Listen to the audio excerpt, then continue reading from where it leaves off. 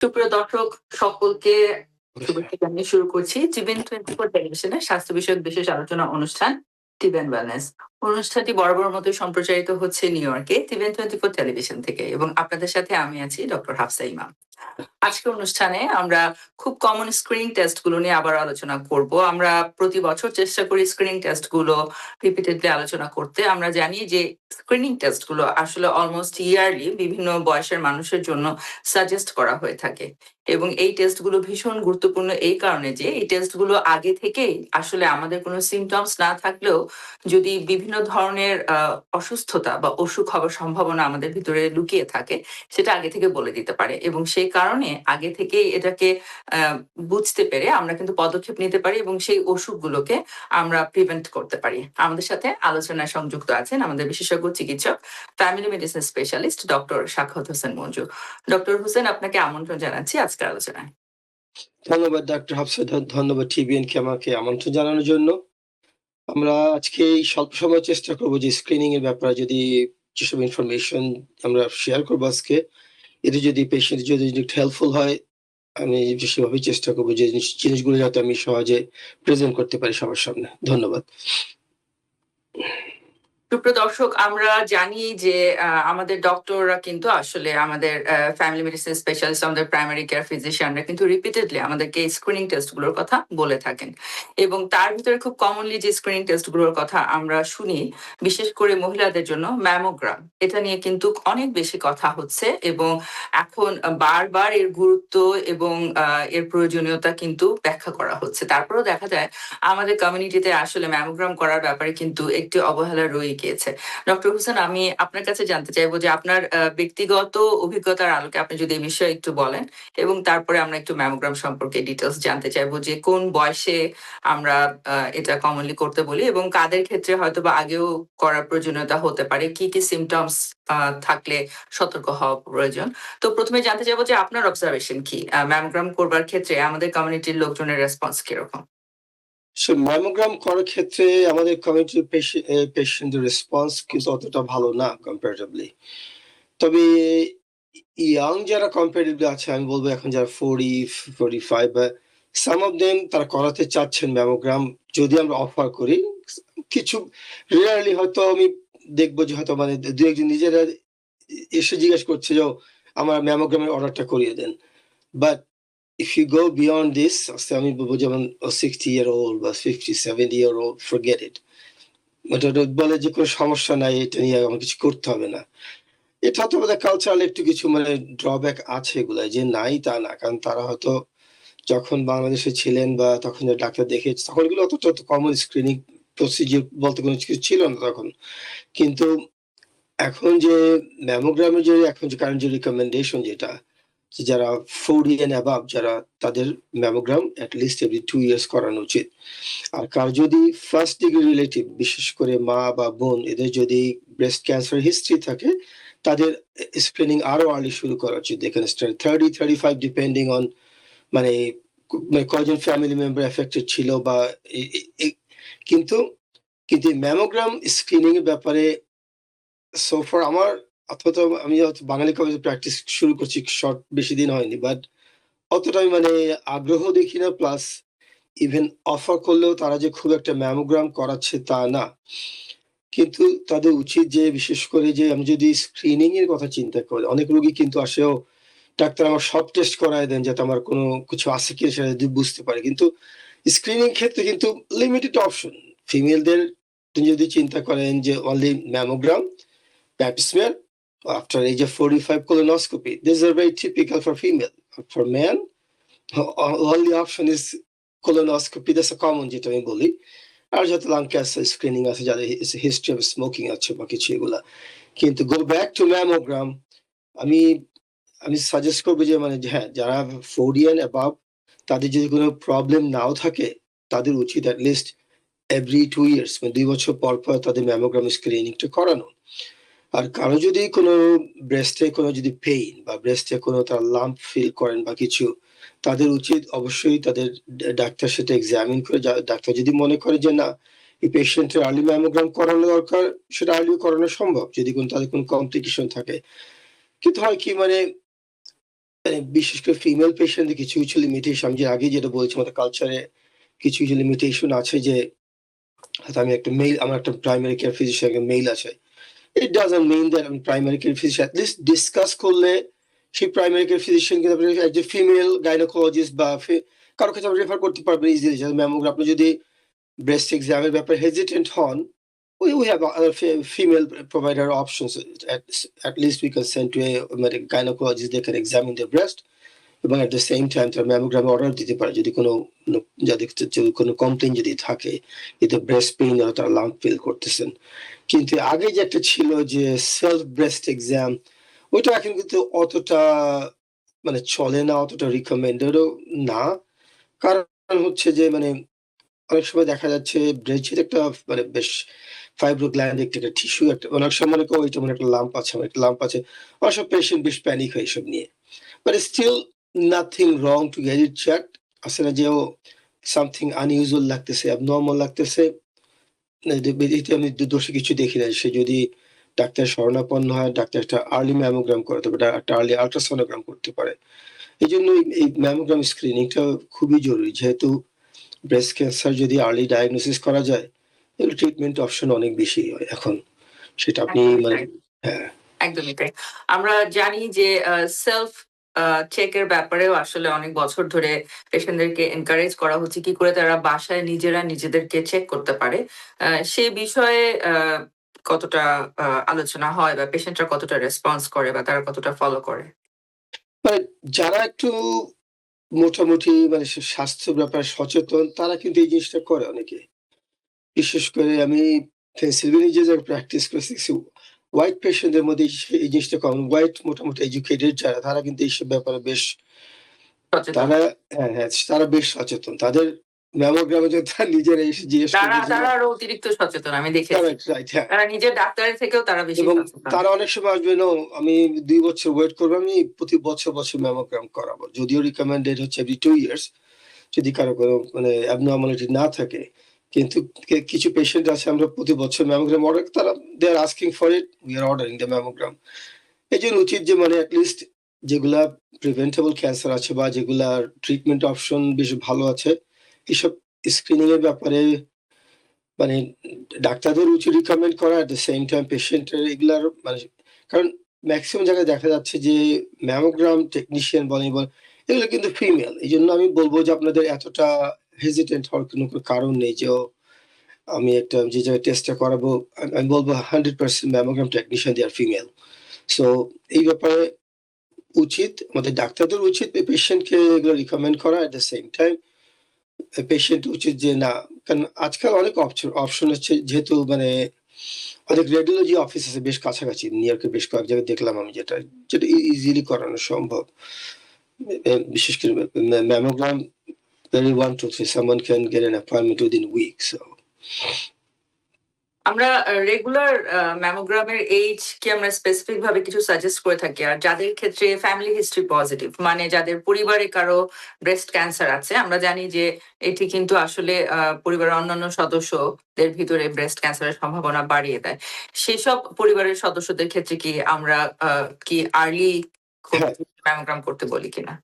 তাদের উচিত at least at the age of 30 তারা মানে এবং তাদের ক্ষেত্রে ওটাও রিকমেন্ড তারা ইয়ারলি ম্যামোগ্রাম করবে কিন্তু নট যে মানে যাদের ফার্স্ট ডিগ্রি রিলেটিভ নেই যাদের ব্রেস্ট ক্যান্সারে ওদের তো এভরি 2 ইয়ার্স কিন্তু তাদের ক্ষেত্রে মানে এই ইয়ারলি রিকমেন্ড করে মানে যে 30 এন্ড অ্যাবাভ বিশেষ করে কারো মা বা বোনের যদি থেকে থাকে ব্রেস্ট ক্যান্সার হিস্ট্রি তাদের আর্লি স্ক্রিনিং শুরু করা উচিত। তাহলে আমরা রেগুলার এইজের রেগুলার ওমেনদের যাদের ক্ষেত্রে কোনো হিস্ট্রি পজিটিভ নেই, পরিবারের কোনো সদস্যের ব্রেস্ট ক্যান্সার নেই, তাদের ক্ষেত্রে আমরা 40 বছর বয়স থেকে রাইট এভরি 2 ইয়ার্স আমরা ম্যামোগ্রাম করতে পারি। কারেক্ট তো যাদের পরিবারের কোনো সদস্যের ক্ষেত্রে ব্রেস্ট ক্যান্সারের হিস্ট্রি আছে, তাদেরকে আমরা 30 বছর থেকে ম্যামোগ্রাম করাতে বলি এবং এভরি ইয়ার করাতে বলি। ইয়ারলি রাইট হ্যাঁ এটা হচ্ছে এই যে এটা তখন কারো ক্ষেত্রে যদি ম্যামোগ্রামের ডেনসিটি পাওয়া যায় অতিরিক্ত বা কোনো একটা পজিটিভ রেজাল্ট আসলো যেটা ইন্ডিকেট করে যে তার early stage of breast cancer. সেক্ষেত্রে আমি দেখেছি অনেক পেশেন্টই কিন্তু ভীষণভাবে ঘাবড়ে যান। আপনি যদি একটু এটা আমাদেরকে ডেসক্রাইব করেন যে আর্লি স্টেজে যদি ধরা পড়ে সেখান থেকে আসলে আমরা কি ধরনের পদক্ষেপ নেই এবং কি করে সেটা আসলে লাইফ সেভিং হতে পারে? ম্যাক্সিমাম ক্ষেত্রে যদি কারো যদি মানে স্ক্রিনিং যদি কোনো মানে আছে না ডেন্স ব্রেস্ট টিস্যু থাকে বা এটা আমরা যেটা জানি যে breast tissue basically lot of fatty tissue ওটার মধ্যে, রাইট? যখনই কোনো অ্যাবনরমালিটি পায়, তারা ফার্স্ট স্টেপ হচ্ছে এরা ডায়াগনস্টিক ম্যামোগ্রাম যেটাকে বলি। এট দ্য সেম টাইম একটা আল্ট্রাসনোগ্রাম করে। ডায়াগনস্টিক ম্যামোগ্রাম, আল্ট্রাসনোগ্রাম স্টিল যদি দেখে যে নো, ওই যে ফাইব্রোসিস্টিক চেঞ্জেস বা কোনো একটা লাম্প ওটা অ্যাজ ইট ইজ আছে, তখন কিন্তু ওইসব পেশেন্টকে আল্ট্রাসাউন্ড গাইডেড বায়োপসির জন্য পাঠায়। যেগুলো জাস্ট খুবই easy procedure, out patient procedure. এরা আল্ট্রাসনোগ্রামের মাধ্যমে পার্টিকুলার ওই লাম্প বা যে চেঞ্জ আছে ব্রেস্ট টিস্যুতে, ওদের থেকে কিছু টিস্যু স্যাম্পল নিয়ে প্যাথোলজির জন্য পাঠানো হয়। ওই স্যাম্পল যদি পজিটিভ আসে ক্যান্সারের জন্য, ওইসব পেশেন্টের জন্য মানে ট্রিটমেন্ট অপশন আমি বলবো খুবই সহজ। মানে তারা ইজিলি যখন একজন ব্রেস্ট সার্জনের কাছে গিয়ে কেউ সিম্পল লাম্পেক্টমি করে, লাম্পটা রিমুভ করে, সারাউন্ডিং টিস্যু যেগুলো আছে ওগুলো রিমুভ করে। আর এট দ্য সেম টাইম কোনো পেশেন্টের স্টেজিং এর উপর ডিপেন্ড করে, হয়তো তার ফার্দার কোনো অপশন মানে যেমন আমি বলছি কিমোথেরাপি বলেন, রেডিয়েশন বলেন বা সম্পূর্ণ ব্রেস্ট রিমুভ করতে হবে কিনা, এগুলা ফুলি ব্রেস্ট সার্জনের উপর ডিপেন্ড করে আর এবং বায়োপসি রেজাল্ট উপর ডিপেন্ড করে। আমি বলবো এই জন্য স্ক্রিনিং সময় যদি কারোর কোনো অ্যাবনর্মালিটি থাকে, আপনাদের ডাক্তাররা যেসব জিনিস রিকমেন্ড করে, যদি ও বলে ও বায়োপসি করেন, অনেকে বায়োপসির কথা শুনলে ঘাবড়ায় যাবে। ঘাবড়ানোর খুব একটা কারণ নেই। কারণ এগুলো out patient procedure, just local একটা অ্যানেস্থেসিয়া ইউজ করে অনেক সময় যদি কোনো depending on the size of the lump, কেউ যদি সিম্পল সেডেশন ইউজ করে যদি, তাও কিন্তু মানে এগুলো কিন্তু কোনো কমপ্লিকেটেড প্রসিডিউর না। এই জন্য উচিত যদি কোনো অ্যাবনর্মালিটি পায়, ডায়াগনস্টিক ম্যামোগ্রাম ফলোড বাই মানে at the same time ultrasonogram করে জাস্ট ওটার অ্যাকিউরেসি বাড়ানোর জন্য। কারণ দেখা যায় যে কোনো ফাইব্রোসিস্টিক টিস্যু যখন ডায়াগনস্টিক ম্যামোগ্রাম করে, basically you're compressing that area just to get a better idea. If it gets compressed, then তারা মনে করে just that's only breast tissue, nothing else. আর যদি কম্প্রেস না করতে পারে তখন মনে করে something wrong going on there. তো তখন এগুলো এইসব পেশেন্টকে ইউজুয়ালি ইন্টারভেনশনাল রেডিওলজি এরাও করে, অনেক ব্রেস্ট সার্জনরাও করে। So depending on the facility. অসংখ্য ধন্যবাদ আপনাকে ডক্টর হোসেন। আমি একই সাথে একটু প্যাপ স্মিয়ার টেস্টের ক্ষেত্রেও একই রকম ভাবে আপনার কাছে জানতে চাইবো। আমরা জানি যে বাংলাদেশে কিন্তু আসলে প্যাপ স্মিয়ার টেস্ট ওভাবে প্রচলিত নয় এবং বিশেষভাবে আমাদের কমিউনিটিতে নিউ ইমিগ্রেন্ট যারা এই দেশে যারা বাংলাদেশ থেকে আসছেন তাদের আসলে এই বিষয়ে এক্সপোজার থাকে না এবং আমি দেখেছি যে ভীষণই হেজিটেট করেন কিন্তু মহিলারা প্যাপ স্মিয়ার টেস্ট করতে। তো প্যাপ স্মিয়ার টেস্ট আসলে কিন্তু ভীষণ গুরুত্বপূর্ণ একটি টেস্ট। আপনি যদি একটু টেস্ট এর গুরুত্ব এবং এটা আসলে কেন আমরা করতে বলছি এটা ১ম এ একটু বলেন। তারপরে আবারও আপনার এক্সপেরিয়েন্সটা আমি জানতে চাবো আমাদের কমিউনিটির সাথে। প্যাপ স্মিয়ার হচ্ছে বেসিক্যালি ইউট্রাসের যে সার্ভিক্স সার্ভাইকাল ক্যান্সার যেটা বলি, ওইটা স্ক্রিনিং করানোর জন্য ইউজুয়ালি রিকমেন্ডেড এই হচ্ছে যারা ২১ বছরের উপরে, তাদের আগে যদি কোনো মানে সেক্সুয়াল কোনো ইন্টারকোর্স না করে বা কিছু, তাদের ২১ বছর 21 and above তাদের জন্য রিকমেন্ডেড প্যাপ স্মিয়ার। আর কারো যদি সেক্সুয়াল অ্যাক্টিভিটি আগে থাকে তাদের উচিত আরো আগে করানো। কিন্তু এই যে প্যাপ স্মিয়ারের বেসিক্যালি প্রসিডিউরটা খুবই সিম্পল। মানে যেটা আমরা মানে অনেক গাইনোকোলজিস্ট করে, অনেক ফ্যামিলি মেডিসিন ফিজিশিয়ানরাও করেন, even simple inter medicine ফিজিশিয়ানরা প্যাপ smear করেন তাদের অফিসে। এটাও বেশ ইজি করানো। সেটা মেইন অবস্টাকল হচ্ছে আমাদের মানে এই ডিসকাশনটা আনা অনেক সময় আমাদের, বিশেষ করে মানে ফিমেল পেশেন্ট আর যদি মেল ফিজিশিয়ান যদি হয়, আমাদের কালচার সামহাউ এই ডিসকাশনটা নিয়ে আসাটা অনেক সময় হয়তো ডাক্তার নিজেও কমফোর্টেবল ফিল করেন না, পেশেন্ট হয়তো ওই ব্যাপারে কথা বলতে চাচ্ছেন না, বা আপনি হয়তো ওই জিনিসটা আপনি স্টার্ট করলেন, পেশেন্ট কমফোর্টেবল ফিল করতেছে না। এই জিনিসটা কিন্তু এখনো কিছুটা যে নেই তা না। আমি অলরেডি দেখেছি যে মানে নো, পেশেন্ট সেই জিনিস ডিসকাস করতে বলে যে না ডাক্তার ওটা লাগবে না, আমার কোনো সমস্যা নেই আমার। কিন্তু এই জিনিসটা সবার বোঝা উচিত যে না, cervical cancer that's another easily treatable cancer. কেউ যদি আর্লি স্টেজে এগুলো ডায়াগনোসিস করতে পারে, এগুলো simply depending on the staging, সেটা হিস্টেরেক্টমি করে হোক, সার্ভিক্স রিমুভ করে হোক, বা অন্যান্য মানে জাস্ট লোকাল যে সার্ভিক্সের যে মানে কিছু কিছু এরিয়া সিম্পলি ডিস্ট্রাকশন করে সব ক্যান্সার মানে করা যায়, প্রিভেন্ট করা যায়। কিন্তু এটার ইম্পর্টেন্সটা কেন? কারণ এই সার্ভাইকাল ক্যান্সার কিন্তু আমি যেটা বললাম মানে ইজিলি ট্রিট করা যায়, এট দ্য সেম টাইম এই সার্ভাইকাল ক্যান্সার মানুষ মারাও যেতে পারে। কারণ যদি আপনার একটু কোনো প্রবলেম ওখানে এমন নাই যে এগুলো আর্লি কোনো সিমটম রাইট হইতে শো করবে যে আমার এই সমস্যা হচ্ছে, আমার ব্লিডিং হচ্ছে বা আমার কোনো পেইন আছে বা কারণ অনেক সময় দেখা যায় যে এইসব ক্যান্সার অলরেডি স্প্রেড হয়ে গেছে, but patient even doesn't know, কারণ তার অতটা সিমটম আগে ছিল না। কিন্তু যখনই স্ক্রিনিং প্রসিজিওর আসে তখনই কিন্তু ইজিলি তারা দেখতে পারে যে কোনো অ্যাবনর্মাল সেল আছে কিনা বা কিছু। সার্ভাইকাল ক্যান্সারের মেইন কালপ্রিট হচ্ছে কিন্তু এইচপিভি একটা ভাইরাস আছে, যেটার ভ্যাকসিন রিকমেন্ড করে মানে মেয়েদের ক্ষেত্রে বিশেষ করে, এবং ছেলেদের ক্ষেত্রে রিকমেন্ডেড। মানে এইসব ভ্যাকসিন বিশেষ করে আমাদের মানে মা বোনেরা যারা আছেন বা কিছু, তারা হয়তো অনেকে বাংলাদেশে তারা এই ভ্যাকসিন গুলো নেয় নেই, যে তাদের যে সার্ভাইকাল ক্যান্সার ইজিলি প্রিভেন্ট করবে বা কিছু, তা না। এই জন্য আমি বলবো কেউ যদি কারো যদি যাদের মানে বয়স 21 বছরের উপরে, তাদের সাথে ইভেন ডাক্তারের সাথে ডিসকাস করতে পারবেন, এবং ডাক্তার হিসেবে আমাদের উচিত যে তাদের এইসব জিনিস অফার করা, যে আপনি মানে প্যাপস্মিয়ারটা করিয়ে ফেলেন। প্যাপস্মিয়ার হচ্ছে মানে ইনিশিয়ালি এভরি 3 ইয়ার্স করানোর নিয়ম, যদি কোনো অ্যাবনর্মালিটি না থাকে।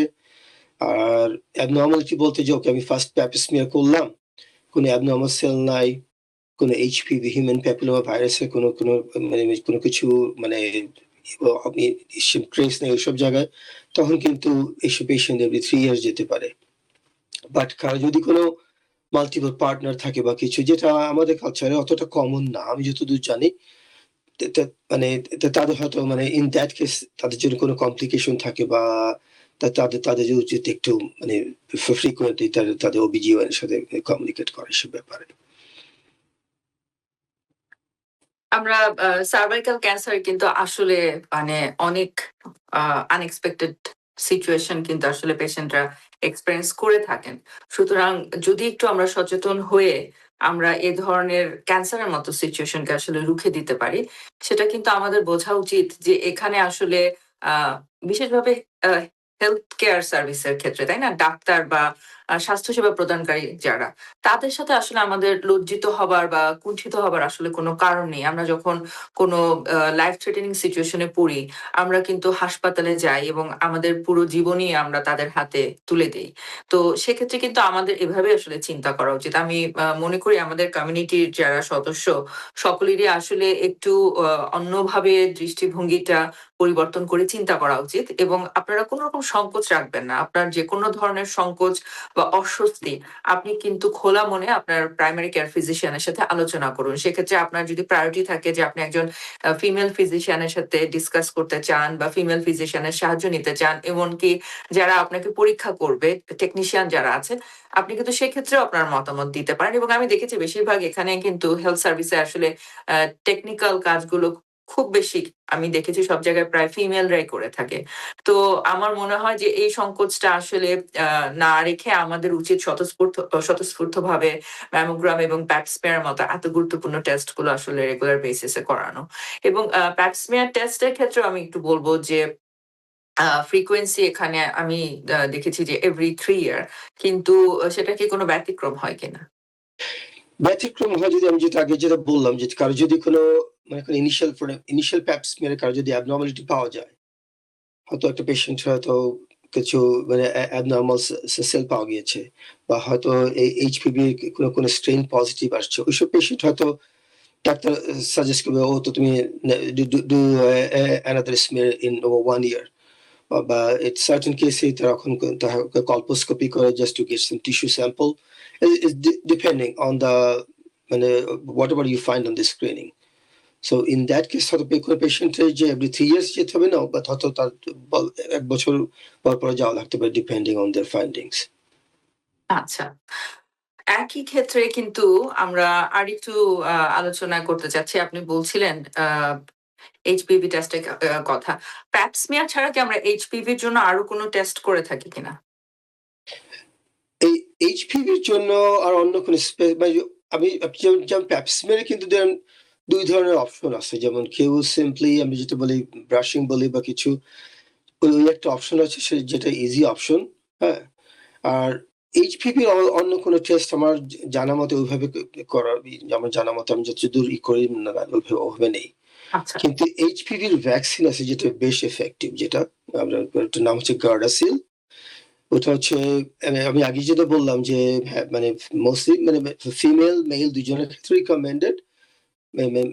ফিমেল যখন 11 ইয়ার্স ওল্ড তাদের এট লিস্ট মানে ২ টা ডোজ গার্ডাসিল ভ্যাকসিন নিতে হয়। আর মেলদের ক্ষেত্রে এটা রিকমেন্ডেড মোস্টলি যেটা পেনাল ক্যান্সার প্রিভেন্ট করার জন্য বা কিছু মানে তবে আমি বলবো পার্টিকুলার ফিমেলের জন্য দ্যাটস স্ট্রংলি রিকমেন্ড যদি ভ্যাকসিন যেহেতু আছে এই ভ্যাকসিনটি আপনি যদি সার্ভিক্যাল ক্যান্সার প্রিভেন্ট করতে পারেন ওয়াই নট, কারণ ২ টা ডোজ ভ্যাকসিন এটা কোনো হার্ম করে না। আমরা অন্যান্য ভ্যাকসিন দিচ্ছি বাচ্চাদের, so Gardasil vaccine is very effective. আমি আমি দেখেছি যে সর্বোচ্চ বয়সসীমা আ ৪০ বছর পর্যন্ত রিকমেন্ডেড ছিল আরকি। তো সেক্ষেত্রে কি এটা জাস্ট ওয়ান টাইমই নিতে হচ্ছে নাকি এটার কোনো নির্দিষ্ট ডিউরেশন আছে যে এত বছর কার্যকারিতা থাকে ভ্যাকসিনের? না, গার্ডাসিল ভ্যাকসিন বেসিক্যালি ২ টা ডোজ মানে ওয়ান টাইম নিতে হচ্ছে তাদের। মানে যে as long as you're done with the Gardasil, I think you don't have to repeat it. So for আচ্ছা। আপনি বলছিলেন যে স্মোকারদের ক্ষেত্রে বিশেষ করে লাং ক্যান্সার স্ক্রিনিং করবার কথা। এই বিষয়ে যদি একটু বলেন। স্মোকারদের ক্ষেত্রে কারো যদি মানে লং হিস্ট্রি অফ স্মোকিং থাকে যে আমি মানে ডেইলি ১ প্যাক করে সিগারেট খেতাম, লাস্ট 20 ইয়ার্স খেয়েছি, 30 ইয়ার্স খেয়েছি। যখনই তাদের বয়স 55 and above হয়, তখন হচ্ছে রিকমেন্ডেড হ্যাঁ, একটা সিটি মানে অফ দ্য চেস্ট বা চেস্টে একটা সিটি স্ক্যান করে তারা তাদের লাং ক্যান্সার স্ক্রিনিং করতে পারে। কারণ কারো যদি লাং ক্যান্সার স্ক্রিনিং এ যদি ক্যান্সারটা আগে ধরা পড়ে, lung cancer is another option. আপনি সিম্পল লোবেক্টমি করে যে পোর্শনে লাং এর ক্যান্সার আছে বা কিছু ওই পোর্শনটা রিমুভ করে কিন্তু এই পেশেন্টকে ট্রিট করা সম্ভব। তারপরে সার্টেন পেশেন্ট রেডিয়েশন পায়, সার্টেন পেশেন্ট কিমো পেল, depending on the staging. But এই জন্য যাদের লং হিস্ট্রি অফ স্মোকিং আছে তাদের উচিত মানে যাদের বয়স ৫৫ এর উপরে 55 এর উপরে তাদের উচিত অ্যাট লিস্ট ওয়ান্স এ ইয়ার একটা লো ডোজ সিটি চেস্ট করানো। কিন্তু কারো যদি মানে কেউ হয়তো হ্যাঁ আমি স্মোকিং করেছি ইন্টারমিটেন্টলি ফিক্সড এভাবে করিনি, but still I think that's recommended those of 55 and above তাদের উচিত মানে একটা লো ডোজ সিটি চেস্ট করানো।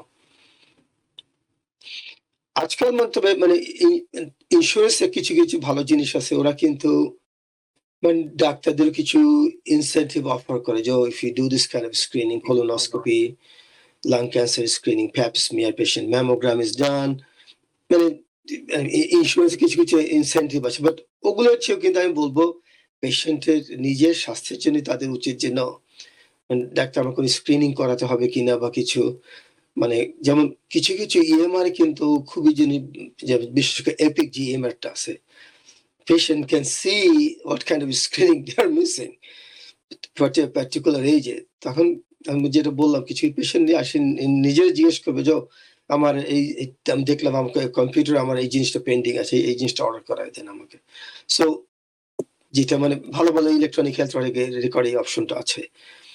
এই জন্য উচিত মানে অ্যাটলিস্ট যখনই পেশেন্ট যদি ইয়ারলি তাদের ফিজিক্যালের জন্য আসে, আমাদের অ্যাজ এ ফিজিশিয়ান আমাদেরও রেসপন্সিবিলিটি আছে যে না আমরা যাতে কোনো স্ক্রিনিং যাতে মিস না করি, অ্যাটলিস্ট পেশেন্টকে অফার করি, পেশেন্টকে কনভিন্স করা তো আমাদেরই দায়িত্ব যে কেন করানো উচিত, ঠিক না? কারণ কয়টা পেশেন্ট জানে যে কি স্ক্রিনিং করার কি উচিত বা না উচিত সেটা। জি। অসংখ্য ধন্যবাদ আপনাকে। সুপ্রিয় দর্শক, এই মুহূর্তে চলে যাচ্ছি একটি ছোট্ট বিরতিতে। বিরতির পরে আপনাদের সাথে ফেরত আসবো আরো বেশ কিছু কমন স্ক্রিনিং টেস্টের গুরুত্ব এবং এগুলোর ডিটেইল ডিসকাশন নিয়ে আমাদের সাথেই থাকুন। প্রিয় দর্শক, বিরতির পর আবারও ফেরত আসছি আপনাদের সাথে টিবেন ওয়েলনেস এর আজকের আলোচনায়। কমন স্ক্রিনিং টেস্ট এর প্রয়োজনীয়তা এবং এগুলো সম্পর্কে আসলে আমাদের কি জানবার প্রয়োজন আছে। আমাদের সাথে আলোচনায় আছেন আমাদের বিশেষজ্ঞ চিকিৎসক ডক্টর সাখাওয়াত হোসেন মঞ্জু। ডক্টর হোসেন, আপনি বলছিলেন যে কোলোনোস্কোপি আসলে নারী এবং পুরুষ উভয়ের ক্ষেত্রে কিন্তু আমরা ইনভেরিয়েবলি সাজেস্ট করে থাকছি। এবং এখন কিন্তু আগে ছিল আ বয়সের সীমাটা ছিল ৫০ বছর। এখন কিন্তু সেটা চেঞ্জ হয়ে 45 এ চলে এসেছে। যদি কোলোনোস্কোপি টেস্ট সম্পর্কে একটু ১ম এ আলোচনা করেন যে এর প্রয়োজনীয়তা কতখানি এবং কি করে এটা আসলে লাইফ সেভিং পারপাস এ হেল্প করছে?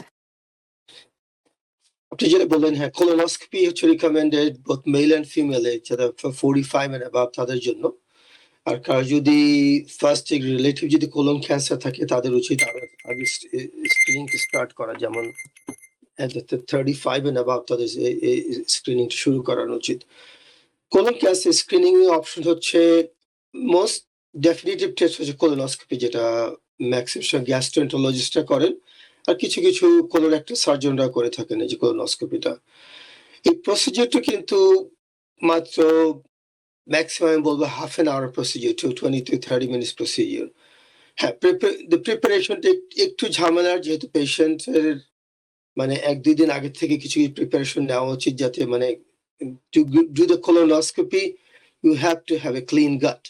যদি কোলন যদি ক্লিন না হয় কোলোনোস্কোপি করানো খুব একটা মানে যৌক্তিকতা খুঁজে পাওয়া যায় না। কারণ কোলোনোস্কোপি প্রসিডিউরটা হচ্ছে মানে ডাক্তার আপনার ক্যামেরার মাধ্যমে পুরো কোলনের ভিতরে দেখতেছে কোন টিউমার আছে কিনা, কোনো অ্যাবনরমাল মানে গ্রোথ আছে কিনা এগুলা। কিন্তু এই কোলোনোস্কোপি যদি কোনো আর্লি ডায়াগনোসিস করানো সম্ভব, কারণ ওই পেশেন্টে যদি ওই particular area of the colon তারা যদি রিমুভ করে, কারণ আজকাল যে সেটিংস আছে যে ওই ওই ওই কোলনের পোর্শনটা রিমুভ করে সেম সার্জারির সময় কিন্তু কোলনের অন্য ২ পার্ট মানে যে জোড়া লাগিয়ে দিচ্ছে, আমরা যেটা অ্যানাস্টোমোসিস বলি। এটা কিন্তু আজকাল সেম সেটিংস করে। আগে করতে হয়তো মানে কোলনটা পার্ট রিমুভ করে দিচ্ছে, কোলোস্টমি ব্যাগ বের করে রাখছে কয়েক মাস, আবার কিন্তু আজকাল ম্যাক্সিমাম ক্ষেত্রে যদি ওটা যদি ওয়াইড স্প্রেড যদি না হয় বা কিছু, দেখা গেল যে কোলোনোস্কোপি করার পর যদি কোনো অ্যাবনরমাল কোনো কিছু পায়, তখন তার কোলোরেক্টাল সার্জনকে রেফার করার পরে সব মানে কোলেক্টমি যেটাকে বলে, colon part of the colon remove করে কোলন অ্যানাস্টোমোসিস মানে জোড়া লাগিয়ে দিচ্ছে একটা সেম সেটিং এ। এইসব পেশেন্ট কিন্তু they do really well. আমি বলবো যে মানে যেটা আর্লি স্টেজ কোলন ক্যান্সার, অনেক সময় পেশেন্টের ফার্দার কোনো ট্রিটমেন্টও লাগে না এরপর। যদি তারা যদি দেখে যে পেশেন্টের কোলন ক্যান্সার পাওয়া গেছে কোলনে, বাট পেট স্ক্যান বা অন্যান্য স্ক্রিনিং অন্য কোথাও মেটাস্টেসিস নেই বা এই রোগ ছড়ায়নি কোথাও, ওইসব পেশেন্ট কিন্তু খুব একটা অন্যান্য কিছু করা লাগে না ফার্দার। এই জন্য উচিত যারা 45 এন্ড অ্যাবাভ মানে কোলোনোস্কোপি কিন্তু রিকমেন্ড হচ্ছে এভরি 10 ইয়ার্স। যদি কারো কোনো অ্যাবনরমাল টিস্যু যদি না পাওয়া যায়, তবে দেখা যায় যে কিছু পেশেন্টের ক্ষেত্রে হয়তো মানে পলিপ পাওয়া যায়। কিছু পলিপ আছে যেগুলো প্রি ক্যান্সারাস বলি, যেটা আমি অ্যাডেনোমাটাস পলিপ বলি আমরা। মনে করেন যখন পেশেন্ট কোলোনোস্কোপি করলো, একটা বায়োপসি করলো, একটা পলিপের বায়োপসি করলো, কিছু আছে অ্যাডেনোমাটাস পলিপ, ওগুলো হচ্ছে pre cancerous. In those situation পেশেন্টকে আমরা তারা রিকমেন্ড করে এভরি 3 to 5 ইয়ার্স কোলোনোস্কোপি করানোর জন্য। আর যদি নর্মাল পলিপ, হাইপারপ্লাস্টিক পলিপ যেটা মোস্ট কমন, ওটা থাকলে আবার পেশেন্ট এভরি 10 ইয়ার্স কোলোনোস্কোপি করলেই মানে যে যথেষ্ট। Excuse me. আর হচ্ছে কার যদি অল অফ এ সাডেন হয়তো একটা পেশেন্টের কোলোনোস্কোপি করানো আছে, ও আমি 3 বছর কোলোনোস্কোপি করিয়েছি বাট ইট ওয়াজ নরমাল, এখন তার মানে বাউল হ্যাবিট অ্যাবনর্মালি হচ্ছে, কতক্ষণ ডায়রিয়া হচ্ছে, কতক্ষণ কনস্টিপেশন হচ্ছে, আমার পায়খানার সাথে ব্লাড যাচ্ছে, বা মানে ইন দ্যাট কেস ওইসব তখন কিন্তু স্ক্রিনিং এর ওই যে টাইম লিমিট ওগুলো থাকে না। এই জন্য উচিত কারো যদি অল অফ এ সাডেন তাদের বাউল মুভমেন্ট চেঞ্জ হচ্ছে, তাদের উচিত তাদের ডাক্তারের সাথে মানে কনসাল্ট করা, যাতে মানে in those patients they may need to go for colonoscopy even sooner. Not আমি ডাক্তার বলছে 10 বছর 10 বছর ওয়েট করবেন, কিন্তু না, যদি কারো কোনো অ্যাবনর্মালিটি থাকে বা কারো কোনো সিমটম থাকে they should go sooner. আর কোলোনোস্কোপি ছাড়াও কেউ যদি কোনো কোলোনোস্কোপি না করতে চান, একান্ত অন্যান্য অপশন আছে। মানে একটা হচ্ছে Cologuard, that will be the next better option. আর আগে যে আমরা যদি স্টুল টেস্ট করতাম বা কিছু, ওইটা আজকাল অতটা রিকমেন্ডেড না যে কোলন ক্যান্সার স্ক্রিনিং জন্য স্টুলে ব্লাড টেস্ট করা যায়। কারণ স্টুলে ব্লাড কিন্তু অন্যান্য কারণেও আসতে পারে। সিম্পলি হেমোরয়েড যেটাকে বলি আমরা। ওইজন্য কিন্তু স্টুলে ব্লাড টেস্ট পজিটিভ আসতে পারে। এইজন্য আমরা ওইভাবে রিকমেন্ড করি না যে আপনি সিম্পল স্টুল টেস্ট করেন। সার্টেন কেসেস মানে হ্যাঁ, দ্যাট মানে মানে ই করে স্যাটিসফাই করে যে হয়তো ইন্স্যুরেন্সের রিকোয়ারমেন্টস হোক বা স্যাটিসফাই করে patient had a stool test once a year. হ্যাঁ, better than nothing yes, but আমি বলবো সবাই ডেফিনিটিভ টেস্টিং এর জন্য কোলোনোস্কোপিতে যাওয়াটাই বেটার। কোলোনোস্কোপির ক্ষেত্রে আমি দেখেছি ছেলে মেয়ে ইনভেরিয়াবলি সকলের ক্ষেত্রে এক ধরনের ভীতি কাজ করে। তো আপনি আপনার পেশেন্টদেরকে আপনি কিভাবে করে মানে এই ভয়টা কাটিয়ে উঠতে সাহায্য করেন সেটা যদি একটু আমাদের দর্শকদের সাথে শেয়ার করেন। আমি বলবো কোলোনোস্কোপি প্রসিডিউরের জন্য আপনার কোনো জেনারেল অ্যানেস্থেশিয়া লাগে না। সিম্পলি অনেকে হয়তো নাম শুনেছে প্রোপোফল, এগুলোর মাধ্যমে জাস্ট সেডেশনের মাধ্যমে কোলোনোস্কোপি করানো হয়। প্রসিডিউরের সময় বা প্রসিডিউরের পরে আপনি কোনো কিছুই ফিল করবেন না। প্রসিডিউরের সময় জাস্ট নার্স যখন আপনাকে আইভি ফ্লুইড স্টার ইউজ করে, by this time you will be out. মানে আমি যেটা বললাম ২০ থেকে ৩০ মিনিট সময় লাগে টোটাল। তারপর আবার যখনই ওই প্রোপোফল ড্রিপটা বন্ধ করে দেওয়া হয়, তারপর patient will be awake completely. আমি যেটা বললাম কোনো পেইনের কোনো প্রশ্নই আসে না যে আপনি কোনো পেইন ফিল করবেন বা কিছু। আমি যেটা মেইন হচ্ছে অ্যানয়িং পার্ট হচ্ছে দ্যাট night before বা 2 days মানে before the procedure to get prepared for the colonoscopy. কারণ কিছু খাবার রেস্ট্রিকশন থাকে, আবার ২৪ ঘন্টা আগে ফুলি লিকুইড খাবারের মানে খেতে হয়, যাতে মানে মেইন যেটা টার্গেট যে টু গেট এ ক্লিন গাট, মানে ক্লিন কোলন যদি না থাকে তাহলে কোলোনোস্কোপি প্রসিডিউর অতটা মানে অ্যাকুরেট যে আমরা যে জিনিসটা মানে তারা মানে জন্য স্ক্রিনিংটা করে পুরো পারপাসটা ফেল করে আসলে, যদি মানে কোলন প্রিপারেশন যদি ঠিক মতো না হয়। আর আমি যেটা প্রসিডিউর ভয় পাই, আমি ন্যূনতম কোনো কারণ দেখি না। আমি যেটা বললাম যেটা এটা জেনারেল অ্যানেস্থেশিয়া না, জাস্ট সিম্পল সেডেশন, পেশেন্ট কোনো কিছু ফিল করে না টোটালি। আমি পেশেন্টের ভিতরে আসলে অনেক ধরনের ভীতি কাজ করে দেখেছি। অনেকেই মনে করেন যে আ এটা প্রসিডিউর করতে যেয়ে আমার কি মানে কোন রকমের ছিঁড়ে যাবে কিনা, ভিতরে কোনো ড্যামেজ হবে কিনা বা আমার আমার কোলনের ভিতরেই কোনো চেঞ্জ আসবে কিনা অথবা আ অ্যানাসের মুখে কোনো চেঞ্জ আসবে কিনা এবং এগুলো নিয়ে তারা অনেক কনফিউশন এ থাকেন, ভয় পান এবং অনেক দ্বিধা করেন। আমি এটা কমনলি দেখেছি পেশেন্টদের ভিতরে। আসলে হচ্ছে মানে কোলোনোস্কোপি মানে হ্যাঁ, অনেকে মেইন অনেক ভয় পায় যে আমি মেইন যে পারফোরেশন এর মানে মেইন যে ভয়টা সবাই যেটা পায়। আমি বলবো এটার সংখ্যা কিন্তু খুবই কম, খুবই কম। আমি লাস্ট আমি প্র্যাকটিস করতেছি almost 20 years, close two 20 years. মানে আমার জানা মতে শুধু একটা পেশেন্ট হয়েছিল এভাবে। বাট এগুলো খুবই রেয়ার। কারণ হচ্ছে কি গ্যাস্ট্রোএন্টারোলজিস্ট বা কোলোরেক্টাল সার্জন যিনি প্রসিডিউরটা করাচ্ছেন তারা কিন্তু ক্যামেরায় দেখতে পাচ্ছেন ডিরেক্টলি তারা কোথায় মানে এই যে কোলোনোস্কোপি যে প্রবগুলো যে ইন্ট্রোডিউস করতেছেন তারা দেখতে পাচ্ছে। নট অনলি দ্যাট, তাদের সাথে যে অ্যাসিস্ট্যান্ট থাকে, নার্স থাকে, সবার চোখে কিন্তু ওই টিভি স্ক্রিনে থাকে এবং তারা ইজিলি দেখতে পায়। মানে আল্লাহ না করুক তারপর যে কমপ্লিকেশন হয়, আমি যেটা বললাম খুবই রেয়ার। আর আপনি ছিলেন যে আর যাদের জি, বলুন। আর যদি মানে আল্লাহ না করুক যদি কমপ্লিকেশন হয়েও থাকে, এগুলো ইজিলি ম্যানেজেবল আমি বলব। মানে যদি আমি যেটা বললাম খুবই রেয়ার, মানে রেয়ার খুবই কম হ্যাঁ, সেটা, এবং খুবই অবশ্যই রেয়ার। আমাদের তো অপশন থাকেই যে আমরা একজন চিকিৎসকের প্রোফাইলটা চেক করে তার সাকসেস রেট কত, রিভিউ কিরকম সেগুলোর উপরে বেস করে আমরা অবশ্যই চুজ করতে পারি যে আমরা কার কাছে করাতে চাচ্ছি। আপনি বলছিলেন যে যাদের ক্ষেত্রে পলিপ পাওয়া যায়, পলিপটি কিন্তু আমরা জানি যে একই সিটিং এ কিন্তু সেটা রিমুভ করে ফেলা হয় এবং যদি কারো ক্ষেত্রে আর্লি স্টেজ হয় ক্যান্সারের সেক্ষেত্রেও ভিন্ন ধরনের পদক্ষেপ নেওয়া হয়। কিন্তু সবগুলোতেই আসলে পেশেন্টকে ক্যান্সার ফ্রি করবার জন্যই সব রকমের ব্যবস্থা আছে। রাইট। কিন্তু অনেক পেশেন্ট আমি দেখি যে যাদের হয়তোবা একটা পজিটিভ রেজাল্ট এসেছিল সেটা খুব আর্লি স্টেজ হয়তোবা বা খুবই মাইল্ড একটি সিচুয়েশন। আ কিন্তু আমি দেখেছি পেশেন্টের অনেক আ ভীতি ডেভেলপ করে এবং পেশেন্ট একটা anxiety তে ভুগে সবসময় যে আমার আবারও হবে কিনা? আমার কিভাবে জীবন ব্যবস্থা হওয়া উচিত? আমার কি ধরনের খাবার খাওয়া উচিত? আমার কি ধরনের নিয়ম-কানুন মেনে চলা উচিত? এই বিষয়ে যদি আপনি একটু বলেন। মানে কারো যদি মানে প্রি ক্যান্সারাস পলিপ, যেটা আমি যেটা বললাম অ্যাডেনোমায়াস পলিপ থাকে বা কিছু, নিউজে তাদের রিকমেন্ড করে, আমি যেটা আগেই বলেছি, মানে every 3 to 5 years depending on মানে আপনার মানে কয়টা পলিপ ছিল বা কিছু এগুলো। কেউ যদি বলে মাল্টিপল অ্যাডেনোমাটাস পলিপ ছিল, ওদের বলবো come after 3 years, come after 2 years, depending on the situation. মানে লাইফস্টাইল মোস্ট কমন হচ্ছে, যেমন কারোর যদি স্মোকিং হিস্ট্রি থাকে, স্মোকিংটা বন্ধ করানো উচিত। Red meat is another big one.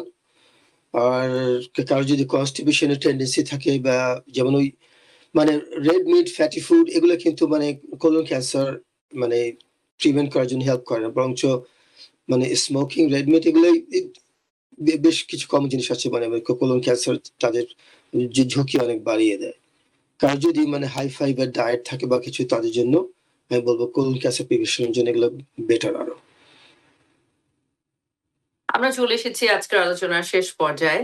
তো আপনার কাছে জানতে চাইবো যে আপনি যদি দর্শকদের উদ্দেশ্যে আপনার কোনো স্পেশাল কোনো মেসেজ অথবা অ্যাডভাইস শেয়ার করতে চান।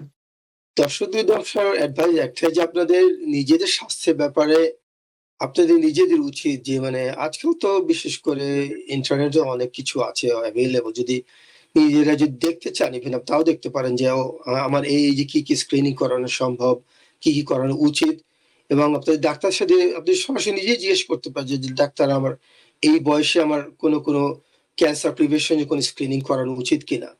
ইভেন অ্যাজ এ ফিজিশিয়ানও আমাদের উচিত যে আমি যেন পেশেন্টকে যাতে অফার করি এবং তাদেরকে যাতে কনভিন্স করার চেষ্টা করি। আর এটা হচ্ছে মানে মেইন অ্যাডভাইস, যে তারা যেন স্ক্রিনিং ব্যাপারে কেউ যেন কোনো নেগলিজেন্স যেন শো না করেন, যেন আমার নিজের স্বাস্থ্য আমি নিজেই স্ক্রিনিং করানোর জন্য ডাক্তারের সাথে ডিসকাস করবো।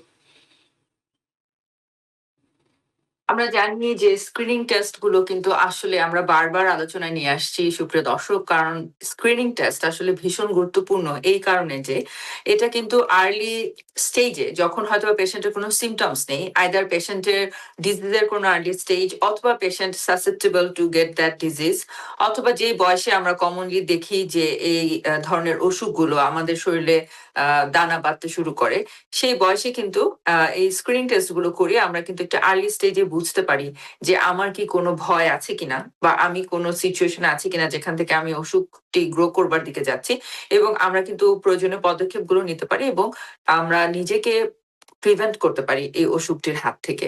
সুতরাং এর গুরুত্ব আসলে কিন্তু অনেক বেশি, এবং আমাদেরকে বুঝতে হবে যে কোনো অবহেলা না করে আমরা যেন টেস্ট গুলো অবশ্যই করিয়ে ফেলি।